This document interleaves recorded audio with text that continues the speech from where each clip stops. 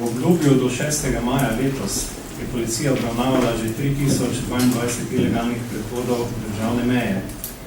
Število se je v primerjavi z lanskim istim obdobjem povečalo za skoraj 100%. Lani smo namreč v tem obdobju obravnavali nekaj več kot 1500 ilegalnih prehodov. Najpogosteje obravnavana državljanstva oseb, ki ilegalno prestopijo mejo, so državljani Alžirije, Pakistana in Maroka. Slovenija nikomor ne odreka možnosti, da bo zaprosil za mednarodno zaščito, na to kaže tudi številke. Vsakega tujca, ki izrazi namero, da bo podal prošnjo za mednarodno zaščito, obravnavamo individualno, ga prepeljemo v azilni dom in ga tam predamo pač v nadaljnji postopek. Zdaj, ali bo on v azilnem domu počakal dejansko in podal popolno vlogo, ali bo potem že šel naprej, na to policija ni vpliva.